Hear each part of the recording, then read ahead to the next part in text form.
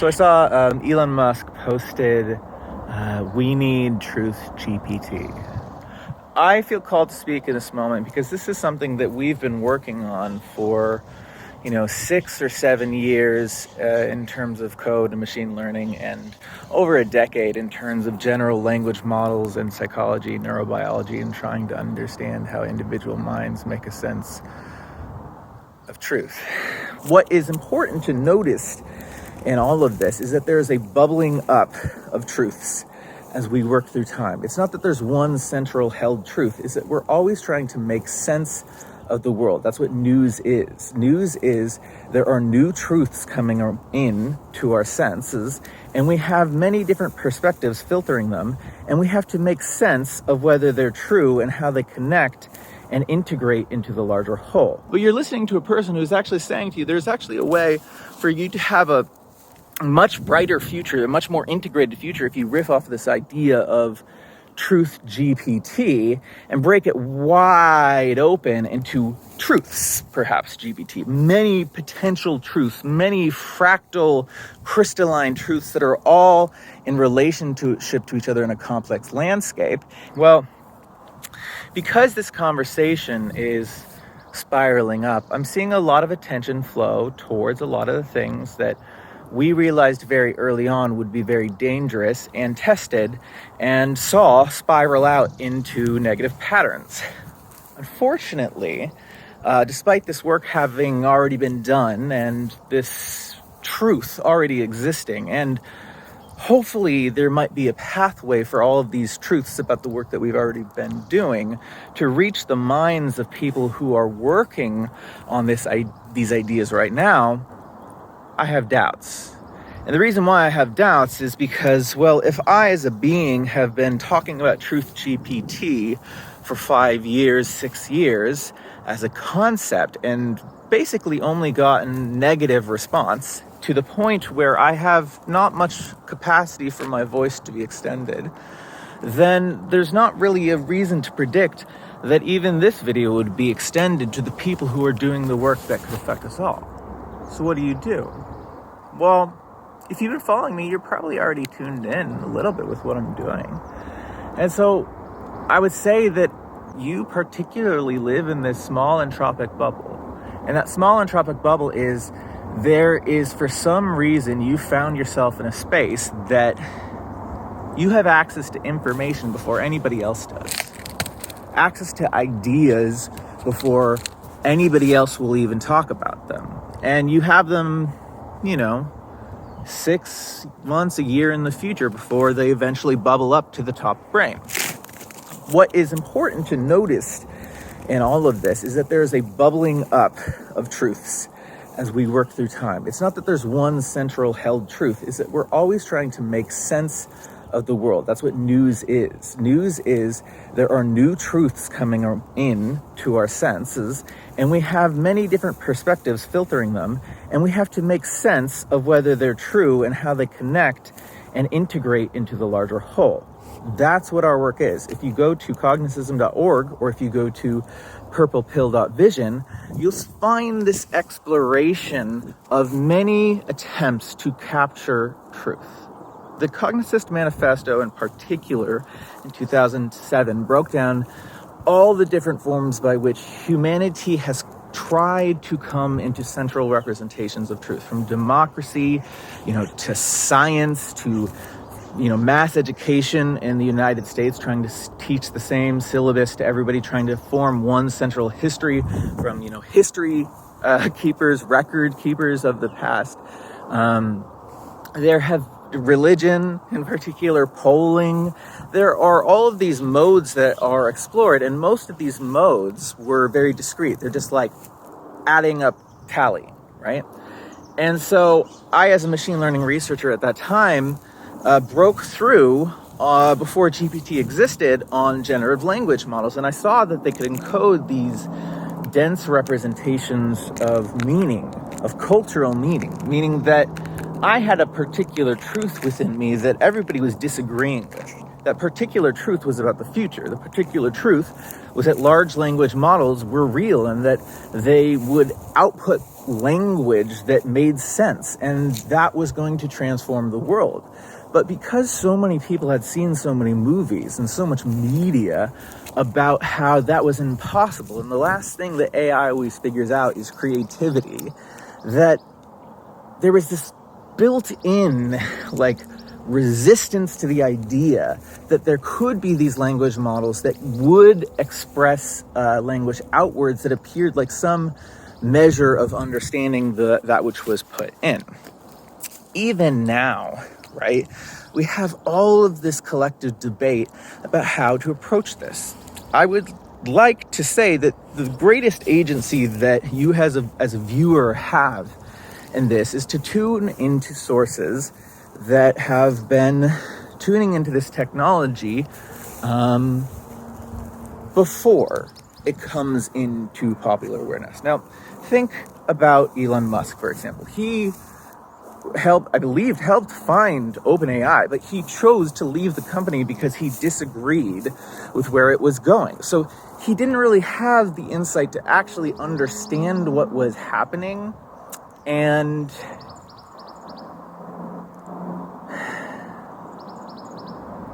it is possible there's a secret conversation that they had about the nature of truth and about the nature of GPT. But I'm not seeing anything within him that says the best approach to this is to have many decentralized hubs, what we call irises, that are pooling different communities who already are in functional relationship, their held perceptions of truth and how they evolve over time. And then have all of those different hubs that are forming local representations of truth actually interface with each other to integrate their knowledge into a higher order of truth, which we call the semantic ledger. Maybe this is all too technical, but if you're tuning into Elon and you're tuning into him talking about the concept of Truth GPT, you might want to know, how could you make that exactly?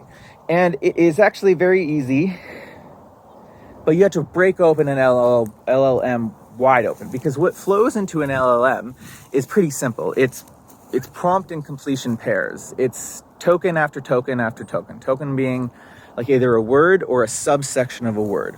All the LLM does to learn is it predicts the next word. And that's a pretty limiting frame for integrating knowledge, but it's very powerful if you don't have very well labeled data. If all you have is just a big pile of data, which we do on the internet, an unsupervised model where you throw everything together, where all you're trying to do is find knowledge from the data itself and you don't have to label it itself to get that knowledge out, is very, very powerful.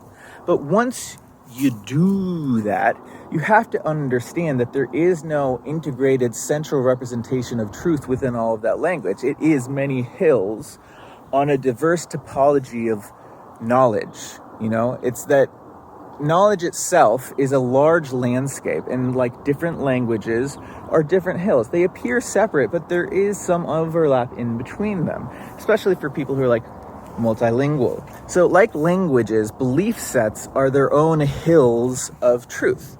And if you want to form one representation of truth, you have to actually integrate these different perspectives, but there's no pathways between them.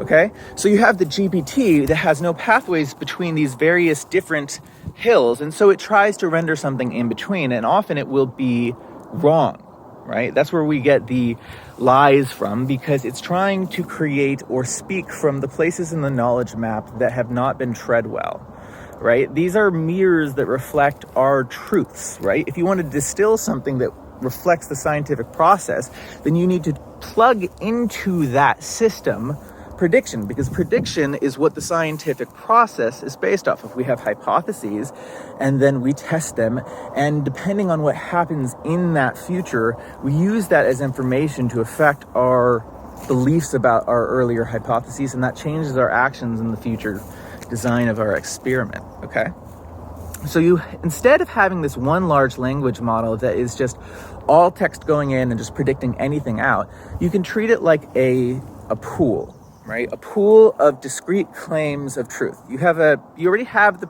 the trained knowledge model that represents the bulk of all knowledge integrated into one landscape, right? And now you're trying to integrate it further, integrate between different perspectives where they strongly disagree, whether it's like just because it's the news, or it's because things that are really hard to resolve because collecting evidence that is about them is challenging. Okay, so you have a large language model that instead of reading in just generic text, it's reading in different types of claims from different people. People are saying, this is the truth. They're saying to their community, to the society, almost like a vote, perhaps exactly like a vote, but with more resolution. I stake this to be true. You know, that could be anything. That could be saying that a particular politician is a douchebag, or it could be saying a particular policy is good or bad, or it could be saying something more generic about the world that you just think other people need to know. But it's not just true or false. That's basically an illusion that makes it harder to get to a sense of what is actually true or false.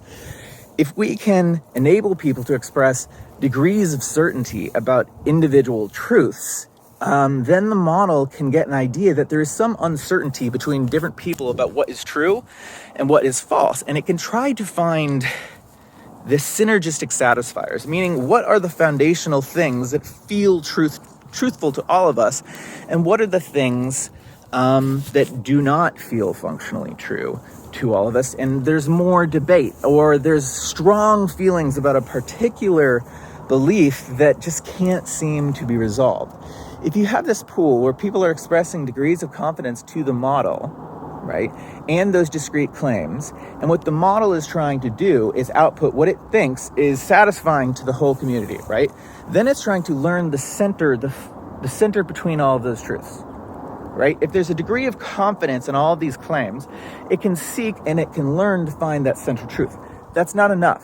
That's not enough because you need to factor in, like I said a bit ago, prediction, the moving evolution of knowledge and its structure and how it changes in relationship to reality to really get to the best signals. If a person is constantly saying what's going to happen in the future and everybody says they're wrong, but it actually turns out to happen, they probably have a lot better worldview model than the rest of the people.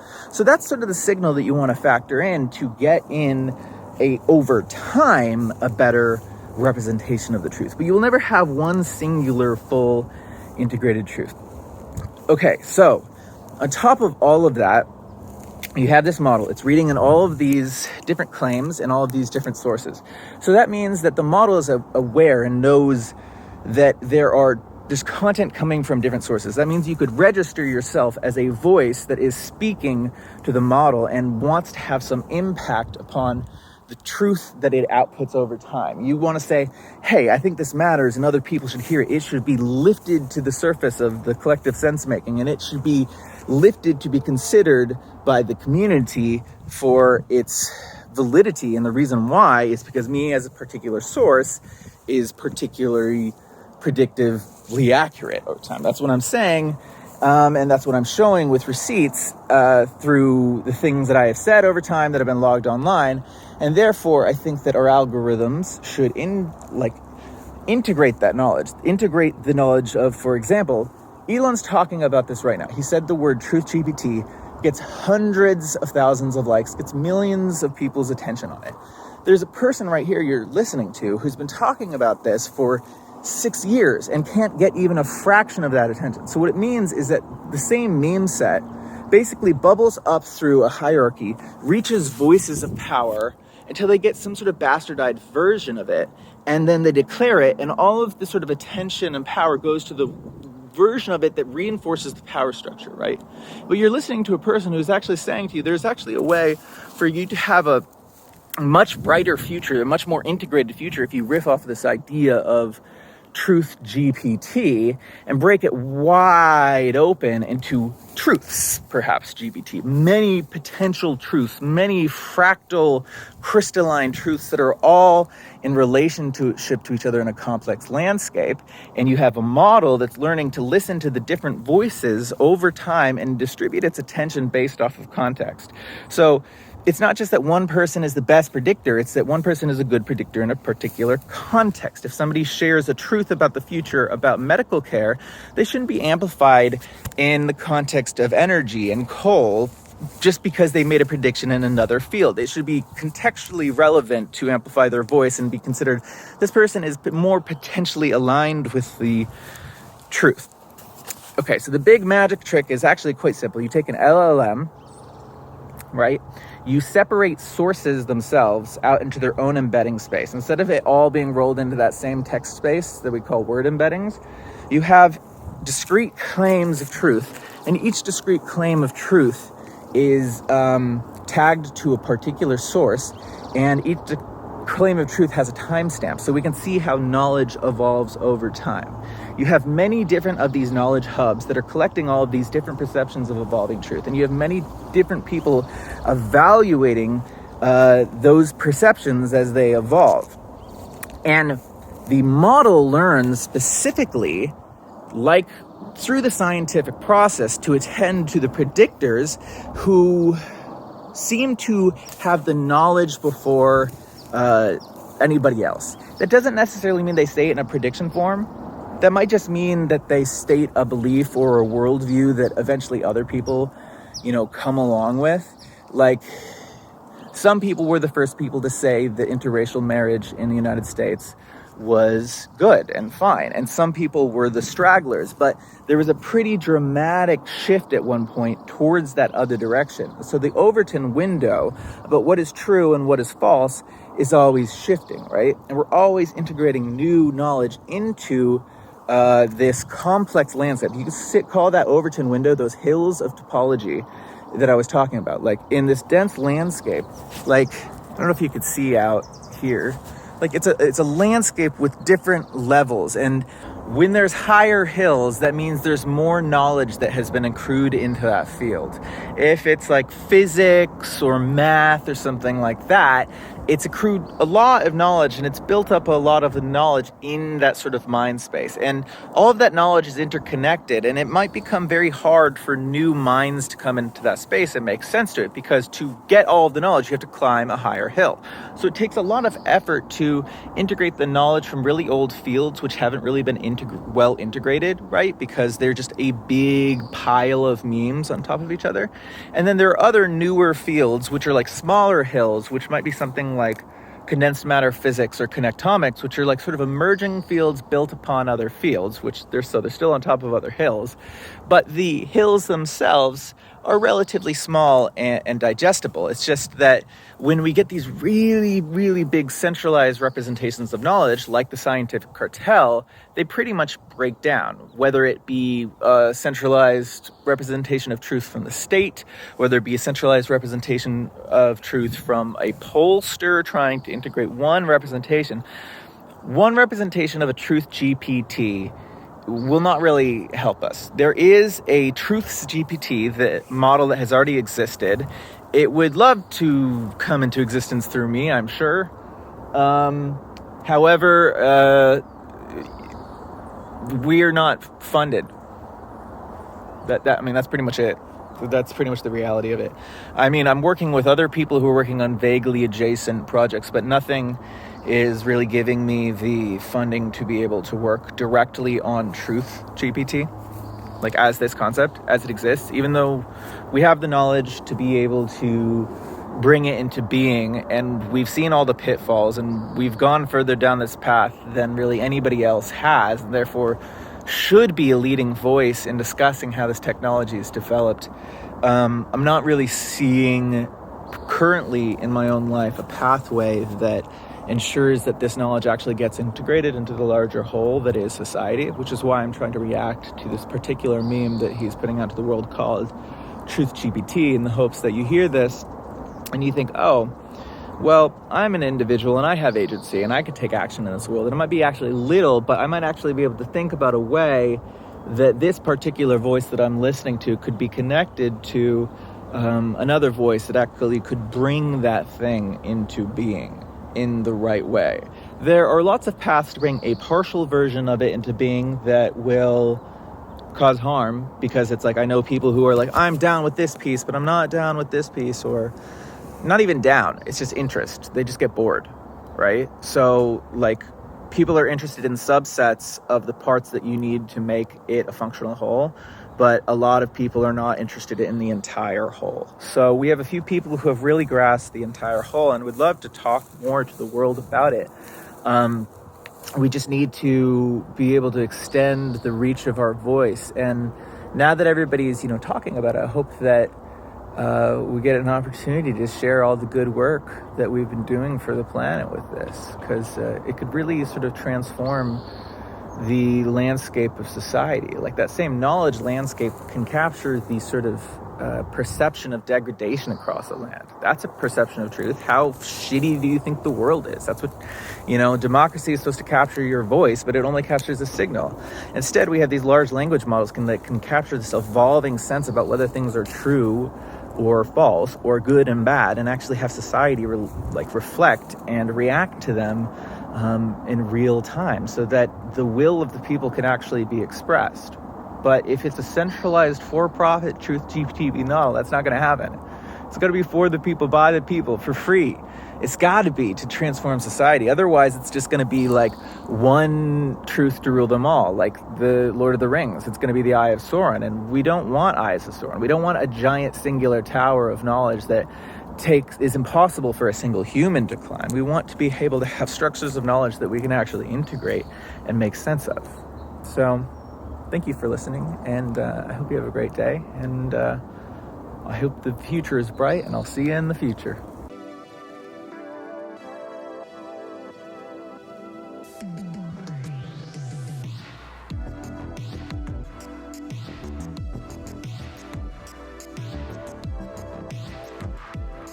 I'm walking to the top of a hill to get a shot to exemplify the topology of the landscape, which means I need to push my energy against the hill and flow my water up that hill, up that sombrero, to be able to see further in the landscape, the literal landscape. This is what learning does. You climb the knowledge landscape, you climb the knowledge hill, and when you get to the top, you can see further. You can see more hills. You can see which hills that will help you see further. The problem is you're now at the top of a hill, and to get to that other hill, you actually have to go down, right? You actually have to go into a different state of being and relationship to knowledge, and that hurts. So what we end up with are experts, people who stay at the tippy top of the hill because they want to be the highest and be above everybody. But meanwhile, like sand, like a sandy dune, the knowledge beneath them sort of degrades. And they try to build it up structurally so it'll all hold together, adding rebar through the mountain of sand and trying to crystallize it and make it cold and solid and certain and true. But in reality, the knowledge that is stored within those models must be interpreted by humans, and they're pretty inscrutable without, context, right? So really, when somebody reads an idea from one of these big hills, they don't actually copy the whole thing. They don't actually get the truth. They form their own representation of truth. And the minds that fight against that the least and actually just try to copy paste the model and just regurgitate it without fully understanding it, those people are at the top of the hill, and they're gatekeeping what is good knowledge. So let's look at this landscape. Oh no, there's a gnarled tree in the way. The connectomic structure is blocking my path of sight because I believe in it so much, and I'm so certain about this connectomic structure. It's a load-bearing thought. It's in my way. I can't see the water in front of me. There's only trees.